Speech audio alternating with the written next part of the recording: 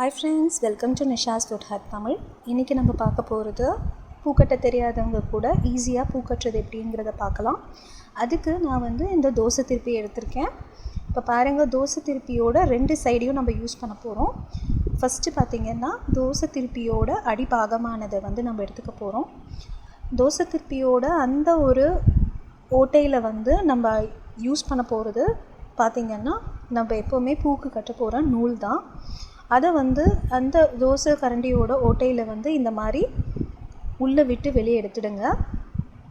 இப்போ இந்த நூலோட மெஷர்மெண்ட் பார்த்திங்கன்னா நம்ம 4 சுற்று இந்த தோசை கரண்டியை சுற்றி எடுக்க போகிறோம். அதாவது 4 தடவை இந்த நூலை சுற்றி எடுத்துக்க போகிறோம். அதுக்கு தேவையான அளவுக்கான நூலை நம்ம ஃபஸ்ட்டு இந்த மாதிரி இழுத்துடலாம். இந்த பூ கட்டுற மெத்தட் பார்த்திங்கன்னா நம்ம கடையில் கிடைக்கிற மாதிரியே பூ எல்லாமே அழகாக தொடுத்து பார்க்குறக்கே ரொம்ப அழகாக இருக்கும். அதே மாதிரி பூ கட்ட தெரியாதவங்களுக்கு இந்த மெத்தட் ஆரம்பத்தில் கொஞ்சம் கஷ்டமாக இருந்தாலுமே போக போக இந்த மாதிரி அவங்க கட்டி பழகும்போது அவங்களுக்கு ஆட்டோமேட்டிக்காக பூ கட்டுறதுக்கு ஆரம்பிச்சிடுவாங்க. இப்போ பாருங்கள், நான் நூலை நல்லா தள்ளி எடுத்துட்டேன். இதே போல் நான் இப்போ 2வது சுற்று கரண்டியில் சுற்றி எடுத்துட்ருக்கேன். 3வது ரவுண்டு இப்போது சுற்றிக்கிறேன். இது மாதிரி 4 தடவை நம்ம நூலை சுற்றி எடுத்துடலாம். சுற்றி எடுத்துட்டு நம்ம எங்கே அந்த ஓட்டையில் நூலை விட்டு எடுத்தோமோ அந்த இடத்துக்கு நம்ம ஒரு 2-3 நாட் போட்டு சிசர்ஸில் கட் பண்ணி எடுத்துடலாம். இப்போ பாருங்கள், இந்த மாதிரி கொனையில் நாட் போட்டுக்க ஆரம்பிங்க. கண்டிப்பாக டைட்டாக போட்டுக்கோங்க. ஏன்னா நம்ம பூ கட்டும்போது நம்மளுக்கு பூ நழுவி விழுறதுக்கு வாய்ப்பு நம்ம கொடுக்கக்கூடாது. அதனால் இந்த மாதிரி நம்ம நாட் நல்லா டைட்டாக போட்டுக்கோங்க. ஒரு 2-3 நாட் நம்ம தாராளமாக போட்டுக்கலாம். இப்போ இந்த நாட்டை போட்டுட்டக்கப்புறம் பேலன்ஸ் இருக்க அந்த ஒரு சின்ன நூலை கத்திரி வச்சு கட் பண்ணிட போகிறோம். அதுக்கப்புறம் பார்த்திங்கன்னா இந்த 4 நூல் இருக்கிற அந்த முனையில் ஒரு நூலை விட்டு நாட் போட்டுக்க போகிறோம். அது எதுக்குன்னா நம்ம பூ கட்டுறதுக்கு ரொம்ப ஈஸியாக இருக்கும். அதுக்காக இந்த 4 நூலுக்கு அடியில் நம்ம ஓட்டை இருக்கிற அடியில் இன்னொரு நூலை சின்னதாக போட்டு ஒரு 2-3 நாட் போட்டு வச்சுக்கலாம். இப்போ பாருங்கள், நம்மளோட தோசை திருப்பியில் பூ கட்டுறதுக்கு தேவையான நூலெல்லாம் நல்லா நம்ம அரேஞ்ச் பண்ணியாச்சு. சப்போஸ் நூல் இந்த மாதிரி லூஸாக இருக்கிற பட்சத்தில் நம்ம நாட் போட்டு எடுத்து நல்லா திருகி விட்டு டைட் பண்ணிக்கலாம். அடுத்து பார்த்திங்கன்னா நான் ரோஸ் இந்த மாதிரி கட்டி வச்சுருக்கேன் பாருங்கள். அது எப்படின்னா உங்களுக்கு நான் இன்னும் கிளியராக காமிச்சு விட்றேன். அப்போ உங்களுக்கு இன்னுமே அடுத்தடுத்து செய்யும்போது ஈஸியாக இருக்கும். நம்ம 4 தடவை இந்த மாதிரி தோசை கரண்டியில் சுற்றி வச்சுருக்கோம். அதே மாதிரி 2 அதே மாதிரி பிரிச்சுக்கோங்க. நூலை 2ஆக பிரிச்சுட்டோன்னா அந்த நூலுக்கு நடுவில் இருக்கிற கேப்பில் இந்த மாதிரி ரோஸை மேலாப்பையும் கீழாப்பையும் வச்சு இந்த மாதிரி அடியில் நூலை சுற்றிட்டு அதுக்கப்புறம் அந்த 4 நூல் இருக்கிற அடியில் நம்ம சுற்றி பின்னுக்காக இழுத்தோன்னா நீட்டாக ரோஸை கட்டிடலாங்க. இப்போ பாருங்கள், நான் நூலை கரெக்டாக அந்த 4 நூலுக்கு அடியில் விட்டு இந்த மாதிரி இழுத்துக்க போகிறேன்.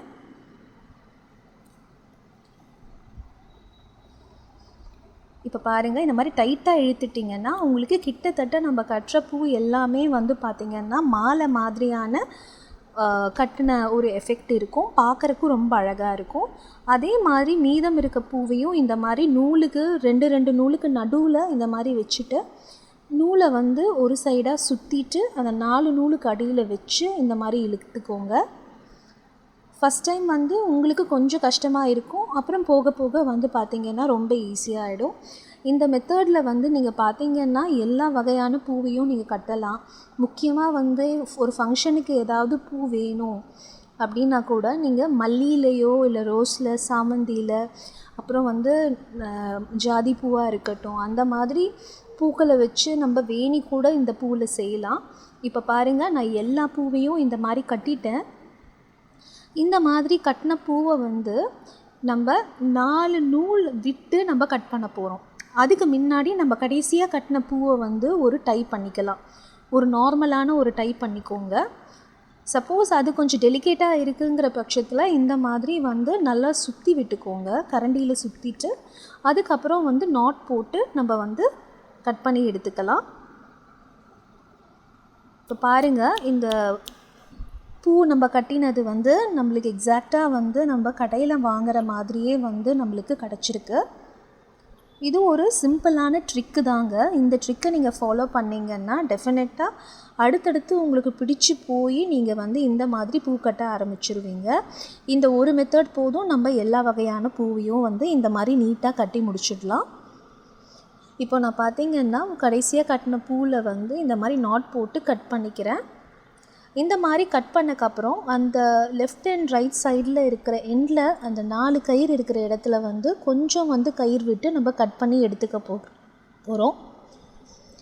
அப்படி நம்ம கட் பண்ணி எடுத்துக்க போகும்போது நம்மளுக்கு வந்து கரெக்டாக வந்து நம்ம வந்து பூவை வந்து தலையில் வச்சுக்கவும் இல்லை சாமி படத்தில் மாட்டவும் நம்மளுக்கு அது வந்து ரொம்ப யூஸ்ஃபுல்லாக இருக்கும். இப்போ பார்த்திங்கன்னா உங்களுக்கே தெரியுது நம்ம எவ்வளோ அழகாக பண்ணி முடிச்சிருக்கோன்னு. இப்போ பாருங்கள், எங்கள் வீட்டு குட்டி பசங்க வந்து அவங்களுக்கு பூ பிடிக்கும்னு சொல்லிட்டு பாதியாக கட் பண்ணிவிட்டு போயிட்டாங்க. இருந்தாலும் வந்து இதை நான் எப்படி ஸ்டோர் பண்ணுறதுங்கிறது முக்கியமாக சொல்லிடுறேன்.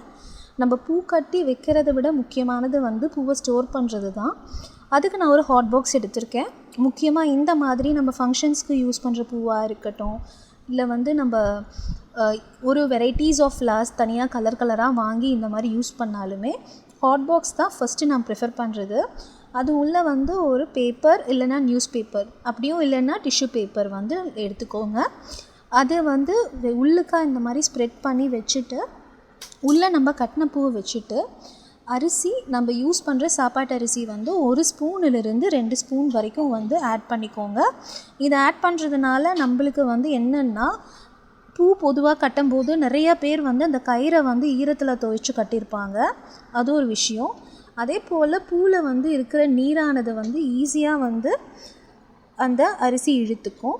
இது வந்து நான் உங்களுக்கு ஏற்கனவே சொல்லின விஷயம்தான். கொட்டாங்குச்சியில் வந்து நம்ம இந்த மாதிரி கட்டி வச்சுருக்க பூவை உள்ளே வச்சுட்டு கொஞ்சமான அரிசி, ஏன்னா கொட்டாங்குச்சியும் நல்லா நீர் இழுக்கும் அப்படிங்கிறதுனால கொஞ்சமான அரிசியை மட்டும் நீங்கள் இதில் வச்சு சேர்த்துக்கோங்க. கவர்லேயோ இல்லை பாக்ஸ்லேயோ அப்படி எதுவும் ஸ்டோர் பண்ண இடம் இல்லை ஃப்ரிட்ஜில் அப்படிங்கிற பட்சத்தில் இந்த மாதிரி கொட்டாங்குச்சியில் கொஞ்சமாக அரிசி போட்டுட்டு அது மேலே இந்த மாதிரியான கவர் போட்டுட்டு நீட்டாக ரேப் பண்ணிக்கோங்க. நீட்டாக ரேப் பண்ணிவிட்டு அதுக்கு கீழே வந்து ஒரு ரப்பர் பேண்ட் போட்டு இந்த மாதிரி முடிச்சு வச்சிட்டிங்கன்னா நம்மளுக்கு தேவைங்கிற அன்றைக்கே வந்து நம்ம இந்த பூவை வந்து யூஸ் பண்ணிக்கலாம். அவ்வளோதாங்க. இன்றைக்கி வந்து நம்மளோட டிப்ஸ் அண்ட் ட்ரிக்ஸ் டெஃபினட்டாக உங்களுக்கு பிடிச்சிருக்கும்னு நான் நம்புகிறேன். நான் நாளைக்கு போட போகிற வீடியோ இதை விட பயங்கர இன்ட்ரெஸ்டிங்காக இருக்க போது. கண்டிப்பாக 3 o'clock வெயிட் பண்ணுங்கள். அதே மாதிரி நம்ம சேனலை வந்து சப்ஸ்கிரைப் பண்ணாதவங்க டெஃபினட்டாக சப்ஸ்கிரைப் பண்ணுங்கள். பக்கத்தில் இருக்க பெல் ஐக்கான் ப்ரெஸ் பண்ணிவிட்டு ஆளுங்கிற ஆப்ஷனை வந்து சூஸ் பண்ணிங்கன்னா எல்லா வீடியோ நோட்டிஃபிகேஷன்ஸும் கிடைக்கும். அது வரைக்கும் happy cooking, happy dipping, stay in touch, keep வாட்சிங்.